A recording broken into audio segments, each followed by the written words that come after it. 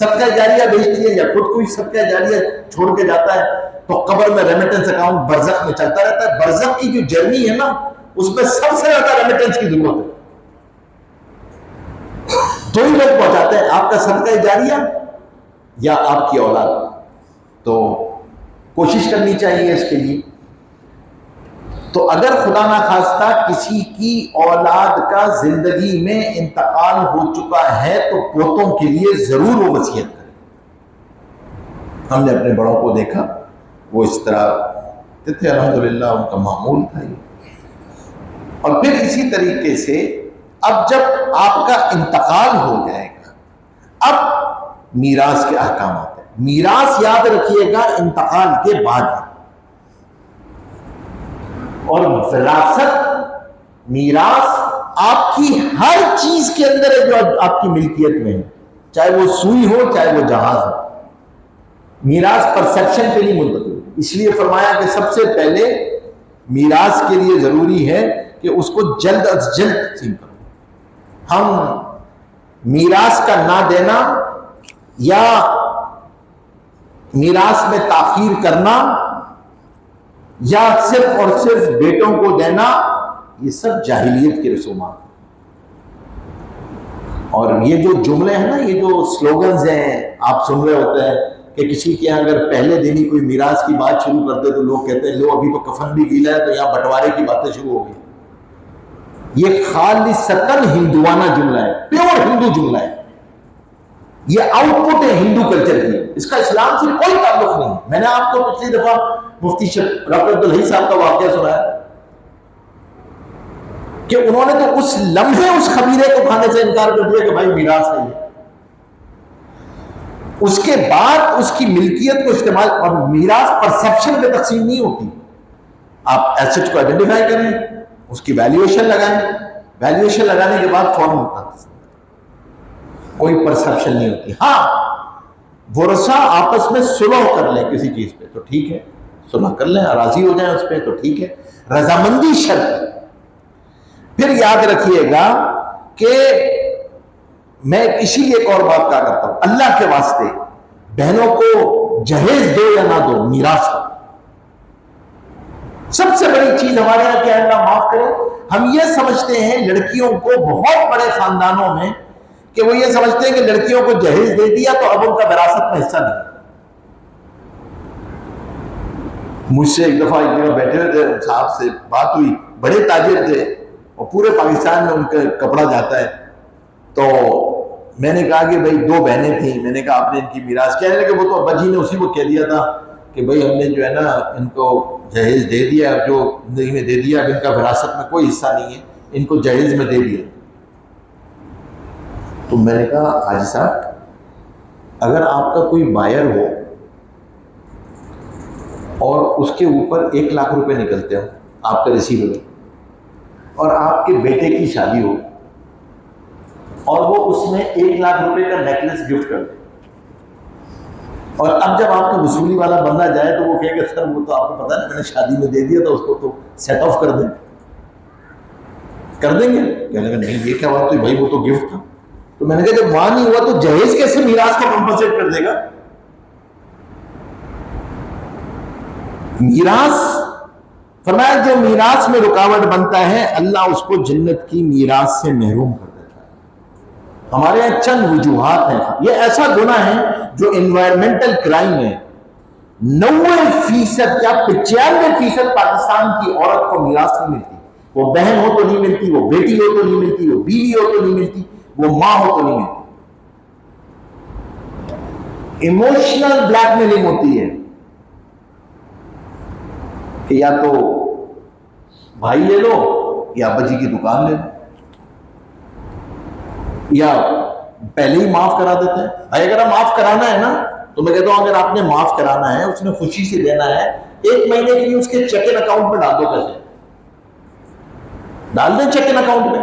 اب وہ 1 مہینے تک اس کے پاس رہے, واپس کرنا چاہے آپ کو نکال کے تو آپ کو واپس کر دیں, ٹھیک ہے. آپ سمجھ لیں کہ بھائی ٹھیک ہے بہن نے معاف کر دیا, دیا ہی نہیں ہے اب زبانی معاف, ایسا کوئی معاف نہیں ہوتا. کیا چیزیں رکاوٹ بنتی ہے؟ سب سے زیادہ ہمارے اس معاشرے میں شرم و حیا بنتی ہے. بہن شرم کے مارے مانگتی ہی نہیں، مانگتی نہیں ہے وہ عورت، وہ مانگتی نہیں ہے کہ میں. اور ایک اور چیز ہوتی ہے، ایک اور وہ کیا کہتی ہے؟ اچھا ایک شیطان کا نا یہاں پہ نورانی دعویٰ ہے، شیطان کے جو شیطانی دعویٰ ہے نا، ایک نورانی دعویٰ بھی ہے اس کے. وہ کہتا ہے کہ نہیں، رشتہ داریاں صلہ رحمی کے رشتے ہی ختم ہو جائیں گے، صلہ رحمی زیادہ ضروری ہے، چھوڑ دو. ارے بھائی مانگو تو، اس کو کیوں گناہگار کر رہے ہو؟ بھائی گناہگار ہوگا. ہمارے بزرگ فرمایا کرتے تھے کہ دیکھو اگر تم زندگی کے اندر اگر والدین کا انتقال بھی ہو جائے اور آپ والدین کی برکات سے فائدہ حاصل کرنا چاہتے ہیں تو اس کے دو طریقے، میراث کو تقسیم کرو اور ان کے لیے ایصال ثواب کرو. آپ کو زندگی میں والدین کی برکتیں ملتی رہیں گی. You will feel like they are with you. 5 دفعہ سب سے زیادہ شیطان وسوسہ ڈالتا ہے فقر اور احتیاج کا. کاروبار کیسے چلے گا، آج کل تو ویسی مندی ہے، ویسی پیسے پھنسے ہوئے ہیں، اس وقت کہاں سے نکلیں گے. اور آدمی جب تک آدمی نیت نہیں کرتا اللہ اسباب بھی میسر نہیں کرتے. یاد رکھیں جب تک نیت نہیں کرتا رکاوٹیں بڑھتی چلی. یہ وہ دلدل ہے جس پہ آدمی پھر نیچے ہی گھستا چلا جاتا ہے کیونکہ اس کی نیت ہی نہیں ہوتی، اللہ کی مدد ہی نہیں آتی. اس لیے میں رمضان میں کہتا ہوں اللہ کے واسطے جب لوگوں کے حقوق ہمارے ذمہ ہیں اس وقت نیت کرو. رمضان جو ہے نا، رمضان یہ جو آخری 10 دن ہے جو اب شروع ہو رہے ہیں سے، یہ جسٹ ہے پورے رمضان کا. رمضان کی جو ٹیگ لائن ہے نا، ٹیگ لائن میں کہتا ہوں رمضان کی سمپل ٹیگ لائن ہے، it's a journey for conversion. اگر میرا کنورژن ہی نہیں ہوا، میری نماز میں بہتری نہیں آئی، اللہ سے ریلیشن شپ اسٹیبلش نہیں ہوئی، اللہ سے کمیونیکیشن اسٹیبلش نہیں ہوئی، لوگوں کے حقوق کی ادائیگی کی فکر پیدا نہیں ہوئی، میری نماز میں ایکسلنس نہیں آئی، میرا تلاوت سے شوق نہیں ہوا، میں نے ڈیلنگ سے نہیں ہوئی، میرا سوشل بیہیویئر سے نہیں ہوا، تو بھائی رمضان بھوکا پیاسا رہنے کا نام تو نہیں. رمضان کا کوئی آؤٹ پٹ ہے نا، کوئی اس کی روح ہے. تو سب سے پہلی چیز تو نیت اور دعا ہے کہ ہم یہ نیت کریں. اور بعض دفعہ اللہ معاف کرے سب سے بڑی چیز ہمارے معاملات کے اندر، میں ہمیشہ کہتا ہوں سب کو، دیکھو بھائی ہمارے شیخ فرمایا کرتے تھے کہ دین زندگیوں میں عبادات کی لائن سے داخل ہوتا ہے اور معاملات کی لائن سے نکل جاتا ہے. سب سے بڑی جہالت ہماری یہ ہے کہ ہمارے ہاں معاملات کے دین کو سیکھا ہی نہیں جاتا. And ignorance is the no excuse, neither in this world nor in آخرت. جہالت عذر نہیں ہے، سیکھتے ہی نہیں ہے معاملات کو، اسے دین ہی نہیں سمجھتے اور اس گناہ کو گناہ نہیں سمجھتے. میراث کو نہ دینا، لوگوں کے حقوق دبا لینا، قرض کو ادا نہ کرنا، اسے کوئی کبیرہ گناہ نہیں سمجھتا. تو آپ حضرات سے میری یہ درخواست ہے کہ اس کو ایک تو آدمی سیکھے. اور میراث مرنے کے بعد ہوتی ہے، زندگی کے اندر کوئی میراث نہیں. زندگی میں گفٹ ہوتا ہے، زندگی میں وصیت لکھی جاتی ہے، وصیت کی ایگزیکیوشن مرنے کے بعد ہوتی ہے. میراث مرنے کے بعد ہے. میراث کے لیے سب سے بڑی چیز یہ ہے کہ زندگی میں ایسٹ آئیڈینٹیفائی ہو اور ان کی ویلیویشن کی، اور اس کو خاص طور پہ جو شریعت کا حق ہے اس کے مطابق تقسیم ہوگی. اگر آدمی نے، آخری بات کر کے میں سوالات شروع کرتا ہوں، اگر آدمی نے اپنی اولاد کے لیے یا کسی ایسٹ کے لیے کوئی وصیت کر دی ہے، میں چاہتا ہوں فلاں مکان فلاں بیٹے کو ملے، یہ چیز جو ہے وہ بیوی کو ملے، تو یہ اس کی خواہش ہے. ورثہ کے اوپر ہے کہ ورثہ اس خواہش کا احترام کریں یا احترام نہ کریں. یہ کر نہیں سکتا. وہ زندگی میں ایسٹس کو گفٹ تو کر سکتا ہے، اس کے علاوہ اپنے وارثوں کے لیے کوئی وصیت نہیں کر سکتا. تو یہ بنیادی باتیں عرض کرنی تھیں. آخری 10 دن شروع ہو رہے ہیں آج سے، اور ان 10 دنوں میں 4 بنیادی اعمال ہیں. نماز ہے، تلاوت کلام پاک ہے، دعا ہے اور توبہ ہے.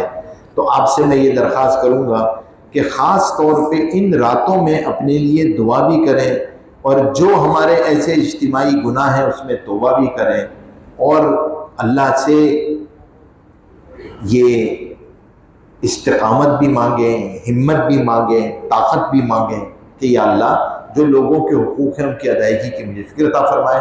اور ایک نیت ضرور کریں، وہ یہ کہ اب میں اپنے معاملات کو سیکھوں گا، اللہ کے واسطے دین سیکھنے کی نیت کریں، سیکھنے کی نیت کریں، بغیر سیکھے زندگی نہ گزاریں۔ تو اللہ پاک ہم کو عمل کرنے کی توفیق عطا فرمائے۔ اگر کوئی سوال ہے کسی ساتھی کا تو سوال کر لیں، ورنہ ہم دعا کر لیتے ہیں۔